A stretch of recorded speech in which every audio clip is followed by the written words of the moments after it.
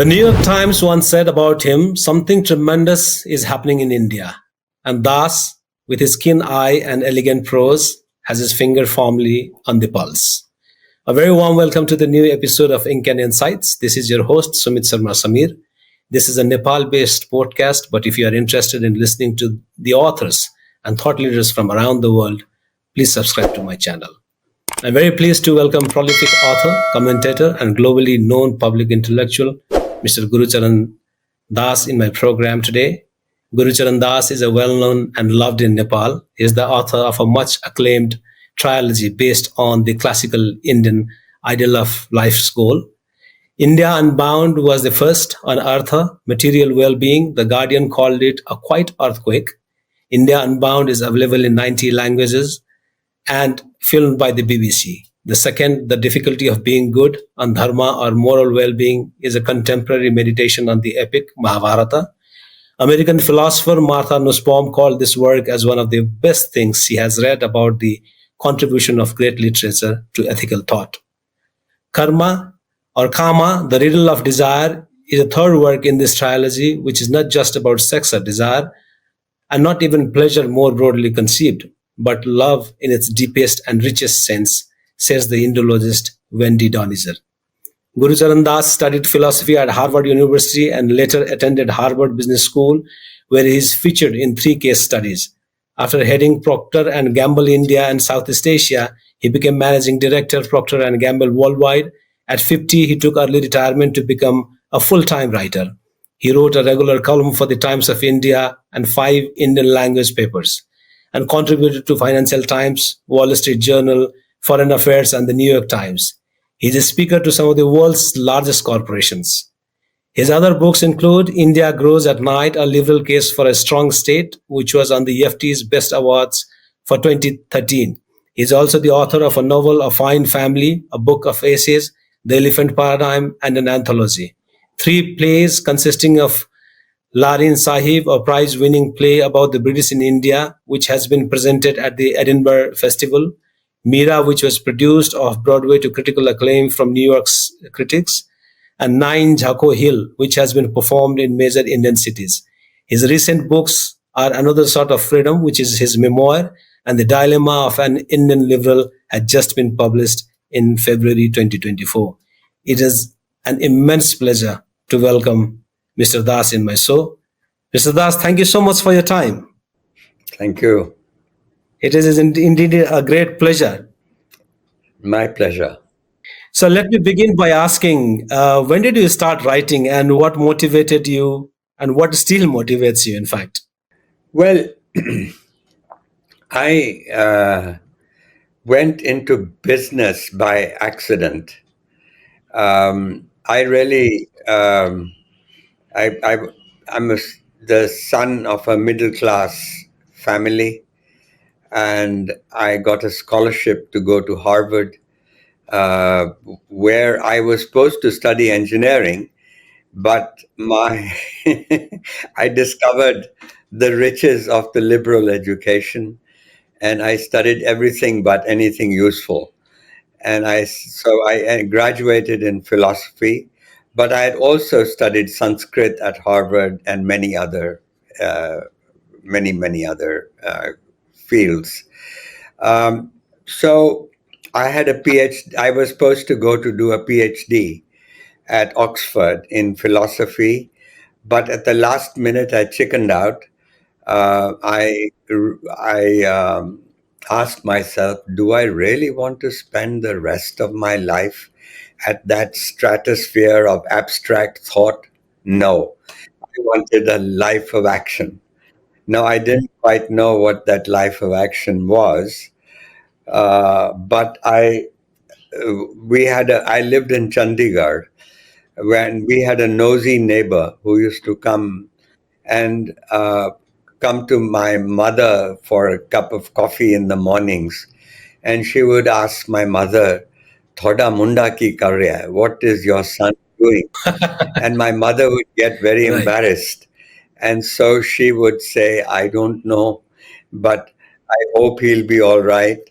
And so I saw this my mother's embarrassment. And so I answered the first advertisement I found in the newspaper, and it was from a company that made Vicks Vapor Rub. And so I applied, and they took me, and I was in a business career. But early on, I missed the intellectual life. And so I decided that I would use my weekends to become a weekend writer. And that's how it all started. One morning, I decided to write a play, and I told myself, in my tall 21, 22 years, I told myself that it must be a morning like this when Shakespeare also sat down to write Hamlet. Right. And so that's how I got started. And And what still motivates you? well, the fact is that I quit the corporate world at 50. And the reason was that I got tired of business. And also, I thought there was a big world outside of Vicks and all these nice products that Procter and Gamble made. So I decided to become a writer, and full-time writer. And now in the mornings, this is 25, 30 years later.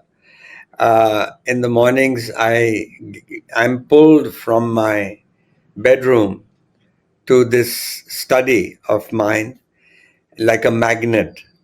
And I, without realizing it, I open my computer, and Right. the fingers start clicking the keys, and writing starts appearing on the screen. And Right. So it has become sort of habit yeah, now. it's become a habit. Uh, so I never have to ask in the morning, uh, and what shall I do today? Uh, Interesting. So, yeah, your works often delve into complex themes such as morality and the human condition. I mean, the difficulty of being good is one example. How do you approach the exploration of these themes in your writing? well, I write on subjects that trouble me, or that. For example, my first book, India Unbound, was really an attempt to understand why India was poor. Had it always been poor? And how could it become rich? And there I discovered that it was the Industrial Revolution that made the difference. And and so it was an attempt to find out how to make a poor country rich. And it was the reforms that we did in 1991 that lifted India to high growth and prosperity. And over the last 30 years, India has grown at almost 6% a year, average, for over 30 years, for a democracy that is unprecedented. Um, but the fact of the matter, and we have lifted 400 million people out of poverty. The middle class has grown from 10% to 30%. Now, now, that's a good track record, but we have failed to create an industrial revolution, which means that we have 45% of our people on the farms.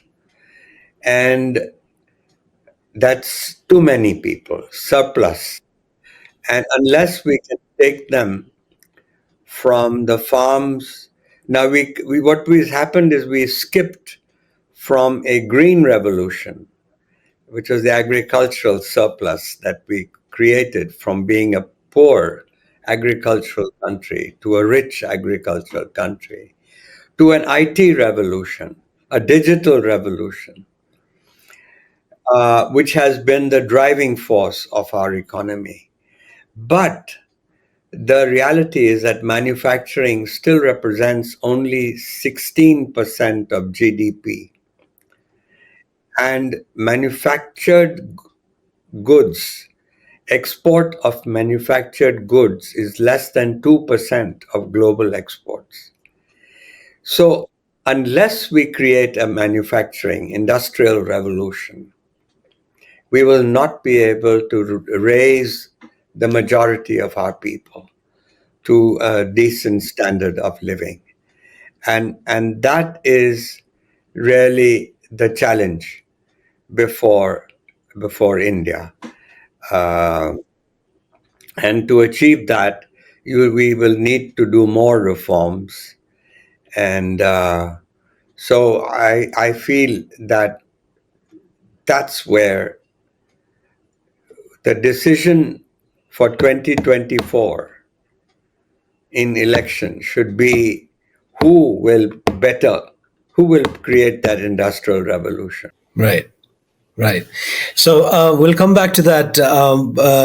I just want to have one more question on, your book, "The Difficulty of Being Oh, Good." yes. It examines the relevance of ancient Indian epics in contemporary moral dilemmas. And what drew you to explore this intersection between mythology and morality?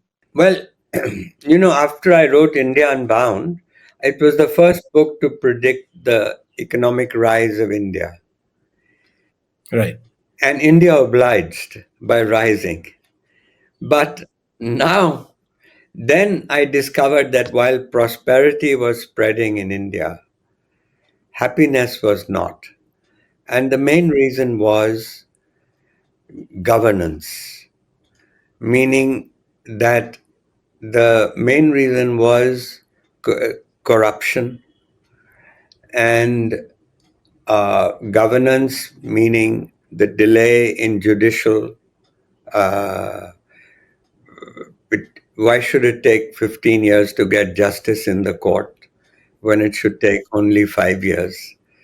And other issues of governance, not of the economy. And so I decided to explore this area of corruption, and and I knew, well, corruption has two dimensions. One is the governance dimension, that if your governance is correct, if you make sure that a person who crosses the red light illegally in a car, and that person is then punished, people will stop at the red light. That's governance. But the other side of uh, corruption is the moral dimension, where your inner self says that it's the right thing to do. And so this is what we call dharma, that it is my dharma to do the right thing. And I knew that the Mahabharata was obsessed with dharma.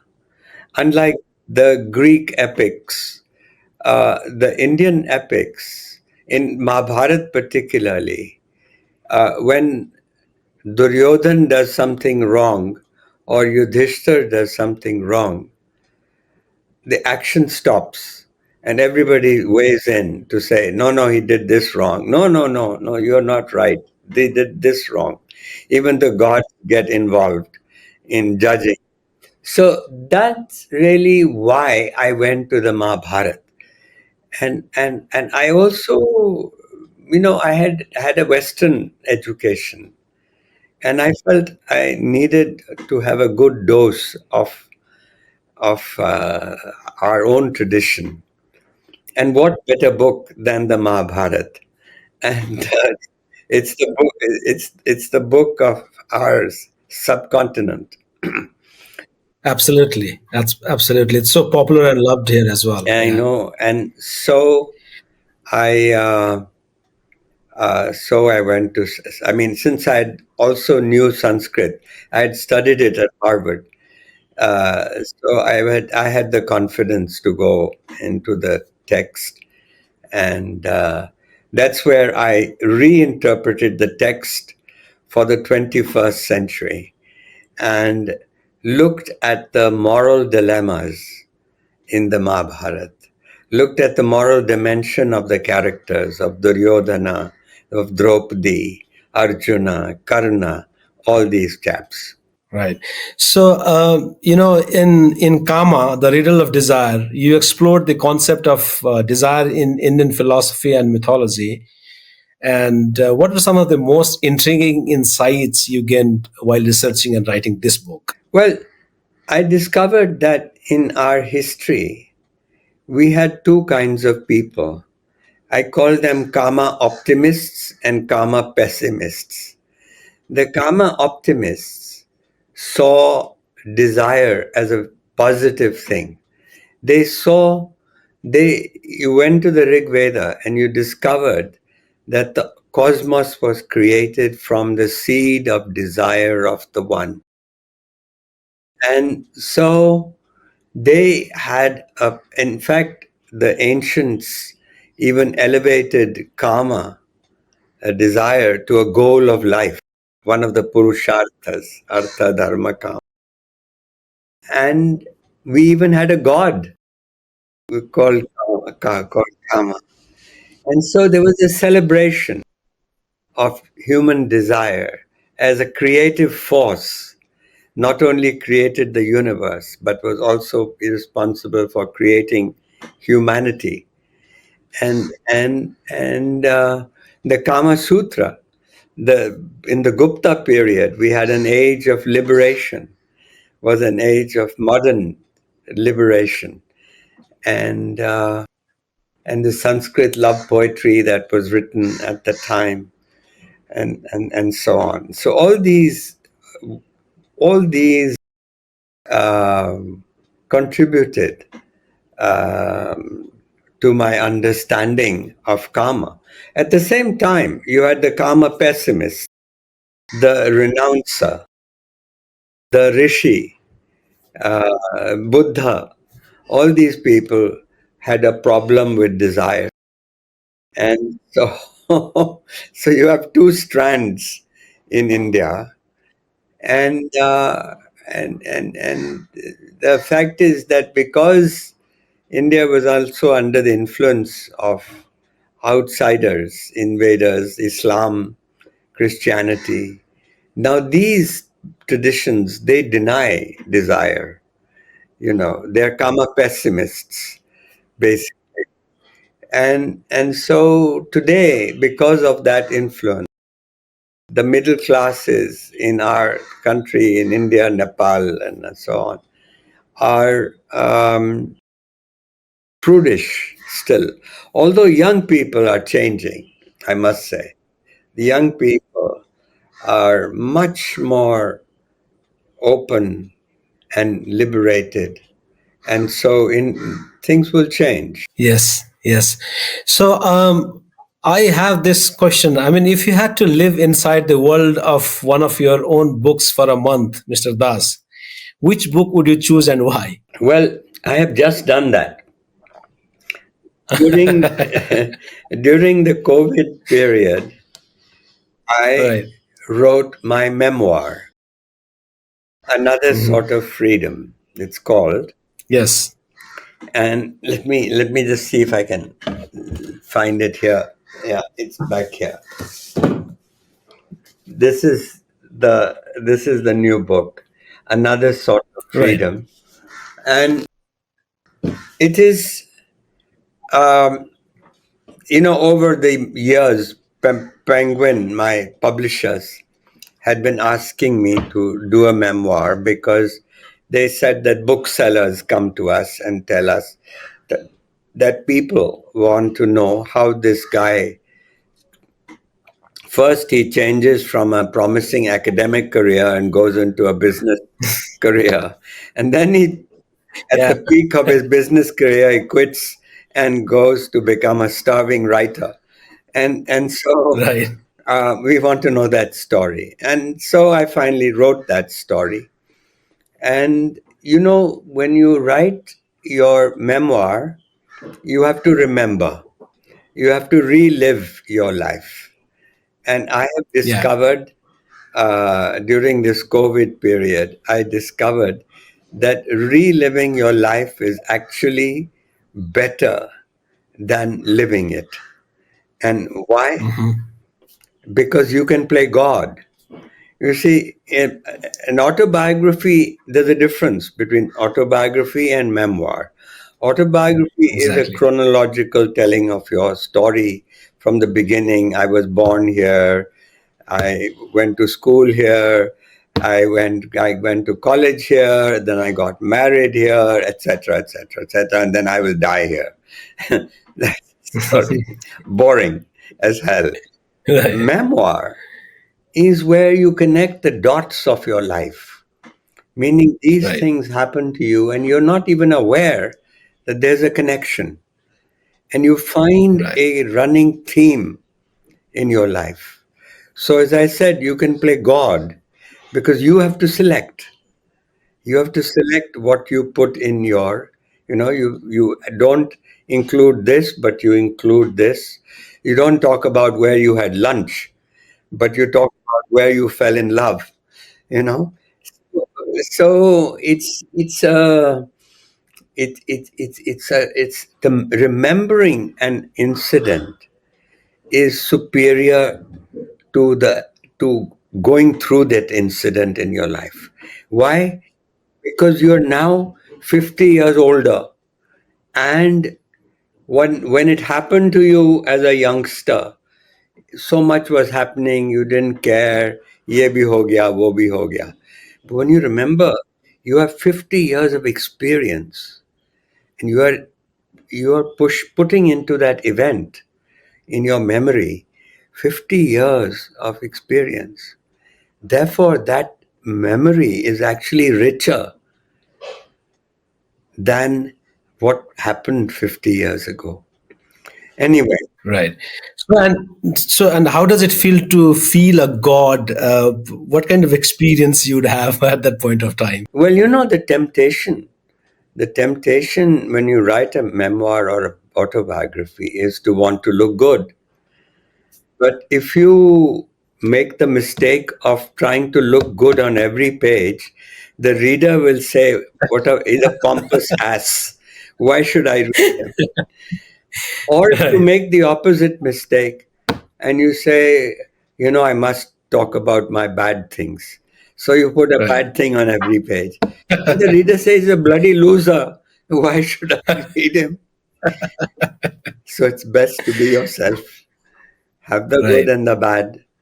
And uh, and so when I connected the dots, the Right. the pattern that I found was this struggle in all my life from childhood to struggle against expectations Right. of my parents, expectations of society, and so on. And also, but most of all, expectations of myself, my ego, expectations of wanting to be somebody, but not a nobody. You know, everybody wants to be somebody, but not a nobody. And so there is the desire, the vanity of human beings. You can't get away from it easily. You can't. Uh, anyway, so that struggle is the story that I have described. And this struggle, Sumit, is the struggle. It's a secular, if you think of it, a secular struggle for moksha. Because moksha is the fourth purushartha, fourth goal of life. Yeah. And in that, in the original meaning of moksha meant freedom. Basically, a Right. person who pays his debt Debts, mukti ho gayi. Yeah. We say mukti ho gayi. True. You get free. So similarly, or a prisoner who comes out of jail, he's free. So that's the word, same word. It was used in ancient times, but later with with our development of our religion, it acquired a spiritual meaning, particularly after Shankara and Advaita Vedanta. And it acquired that meaning of spiritual liberation, liberation from birth and death, and so on. So now, my father was a mystic, and he meditated every day. But I went to Harvard and I studied philosophy, so I could never become. And you read Sanskrit as well Yes, simultaneously. but I had too much of a critical mind, too much questioning. I couldn't make the leap of faith to become a believer. I used to ask too many uncomfortable questions. And so in my case, this is my testament to the fourth Purushartha. So that trilogy of life has now become a quartet of 4 volumes of Artha, Dharma, Kama, Moksha. Right. So, are there any interesting aspects of your life that's not mentioned in this book? Well, I've tried to include a lot, and reviewers and people who've read it say that it's remarkably honest. Uh, but then one never knows, you know, never know. You Right. remember later, oh my God, I should have included this. The other day I was saying Right. to myself, Arey, main bhool gaya. I should have included this in the book. Uh, but it's a story. I was lucky because my mother used to keep a diary. So in that diary, I appear on page 17 for the first time. I'm 3 months old. And she says, this is a restless baby. 6 months later, she's calling me a difficult child. Then another 2 years later, she's calling me a troublemaker. And then uh, the name given to me was Ashok Kumar. Uh, and I went to kindergarten and I used to always get into trouble. I used to always raise my hand and the teacher would say, Nahi. And she says, I'm tired of calling you Nahi, Nahi. We'll call you Nahi Kumar from now. So from Ashok Kumar, my name became Nahi Kumar. But Right. but then my grandmother suspected that my mother had given me that name because she thought my mother was secretly in love with a Bollywood actor named. Oh, okay. Interesting. And so she took me to her guru. She placed me at Right. his feet and she told the guru, Guruji, enu na deo, give this boy a name. Name. And the guru saw me at his feet and he said, let's call him Guru Charan Das. So Wow. overnight, at the age of 4, I am transformed from the Prince of Happiness, Ashok Kumar, to Guru Gurcharan. Das, the humble servant of the feet of the Guru. Right. And many years later, I asked the Guru, I said, why did you give me that name? He said, it's a good thing to be reminded about humility in life.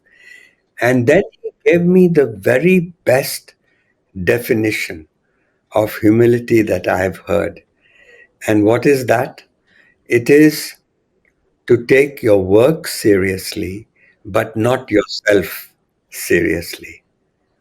And so I dedicated my book. I dedicated this book, uh, and I'll read out the dedication. It is dedicated to the happy few who don't take themselves too seriously. So that is the theme of my of my book. That is freedom. That is moksha. Moksha is to be able to take yourself unseriously, to live lightly, lightly, not like a feather, but like a bird. Like also, just as freedom is moksha, lightness is in Sanskrit laghima, and Patanjali also uses laghima as one of the siddhis, as one of the perfections of yoga. And so my endeavor in life has been, I have not succeeded, but it's a work in progress. It's to live lightly, to live, well, like the gods, like our gods, Krishna, Rama, and Shiva, they they play. It's called Leela. Divine play Yeah. is called Leela. And so Shiva is dancing away as he's creating the cosmos. Krishna is dancing with a million gopis while he is, doing sort of Krishna Leela. And so that is the spirit. So if gods could take themselves lightly and have fun, why can't human beings live lightly and have fun? Absolutely. That's an amazing prescription. From your perspective, how has the landscape of Indian literature evolved over the years? And what role do you see your own work playing in this evolution? Well, the reality is India has 22 official languages, 850 unofficial languages. And so we don't have one literature, we have many, many literatures.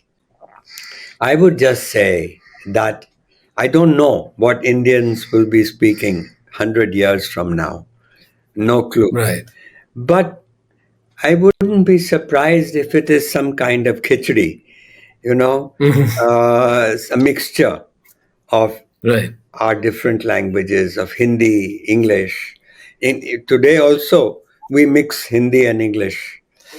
True. True. And we do it very naturally, and and Mhm. and we are relaxed about it, Right. and Right. so hope that this is the important thing. Though is English also developed like this in England in 14th century. The aristocracy spoke French, Norman aristocracy.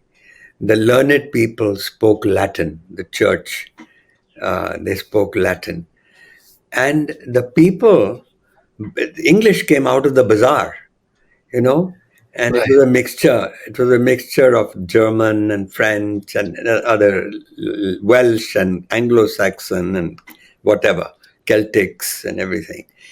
So English, what will develop in India may also be something like that. And Hmm. but the difference is England produced Shakespeare in 100 years, Yeah. and look at English, a global language. So India Yeah. too will have to produce a Shakespeare in 100 years. I'm waiting. Having to look back all this rich and experienced life that you lived, as an author, as a business person, as someone who was pretty much interested in philosophy at one point of time, what kind of um, thing that you would like to share to the new generation, how new generations should as well evolve over a period of time? Well, I would just say that, as I began earlier to say, that we are a we are a robust, rapidly growing economy. And it's Mhm. ironical, when I was growing up, India was proud of its democracy. Liberal democracy had got embedded in India, but we had a Right. lousy economy Economics. that was that socialism, Nehruvian socialism, had tried to create a mixed economy, but it ended up being a mixed up economy, thoroughly mixed up, and it was a Right. disaster. And it will be called it license Raj, because the Yeah. bureaucrats, you won your market share not in the market but in the bureaucrat's office. Right. So today we have a robust economy. We still have to create that industrial revolution. So that is very, very important if we are going to give a real deal to all our people. Hmm. Um, but our and today, but what's happening is, while we have a dynamic economy, our democracy is weakening. Our Hmm. democracy is becoming illiberal. So that is really the job of the young people today, to make sure Right. that our institutions of democracy are strong. And the fact is, the I mean, I've written another book. um, I was you mentioned the name, Yes. Sumit, but I'll Dilemma of the liberals, yeah, the dilemma of the Indian liberal. Indian liberals. Yes. So the Indian liberal, what I discovered when writing this book is that a liberal is an open-minded person. Hmm. He's tolerant, listens to all views, and based on the evidence makes up his mind, then changes his mind, etc. Right. So the liberal person has had to fight. The liberals fought against the fascists in the Second World War. They fought against the Marxists and communists, and they defeated them in the Soviet Union Mhm. when it collapsed, and all the Eastern European countries. Today, around the world, liberalism is under siege, under a threat. And it's not, Yeah. and India is just one of many places which is facing this problem. So, what I discovered in writing this book was that the Indian temper is basically liberal. You Hmm. know, I'll tell you in the Rig Veda, 1500 BC, they are talking about how was the cosmos created. Right. And one opinion is, well, it was dark and there was no being. Uh, so one person suggests, let's ask the gods. But Right. the other side says, but the gods came afterwards. How would they know? So then the other side says, no, no, then let's ask the Brahmins. And that fellow says, bad idea, because the Brahmins are always arguing with each other, fighting with each other. We'll only get confused. And then to conclude that this is called the Nasadiya verse in chapter 10. They conclude that um, maybe we don't know. Now, in the holiest and most ancient Veda, they decide they don't know. Now, that's a liberal, that's a liberal statement. So this idea continues. I can give you many more examples. The whole principle of neti neti, which you use in the Upanishads to get to the truth, and many more. But basically, the Indian temper. You know that even when we were talking about desire and karma, it was the karma optimist, karma pessimist, arguing, discussing. That's in our nature. And so we don't like the extremes of certainty. Yeah. Today we have extreme polarization between the right and the left. And the liberal is kind of in the middle, in a lonely place. And so, what all I would say to young people is to that imbibe liberal thinking, and liberals are generous, and it's too good an idea to let go.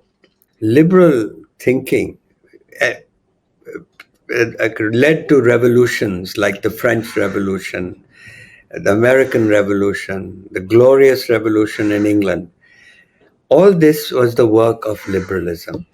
So it's done too much good to let it go. And that's where I would say would be my sort of uh, lesson for young people. So, my last question to you would be what topics or themes are you eager to explore in your future writing endeavors? Well, I've got now 10 books in print. That's a lot of books. So I'm not rushing to write Right. the next one. But then, as you know, I have a problem. I'm pulled like a magnet at 6 o'clock in the morning to this desk. And so, inevitably, I will write something. But Right. at this point, I'm not sure what it will be. Uh, Not sure yet, Sumit. Right, right. I wish you all the best for your life, for your health, for your writing, and I'm extremely thankful for your time, sir. Thank you so much for your time. Thank you, Sumit. Okay. Thank you. Bye bye. Bye.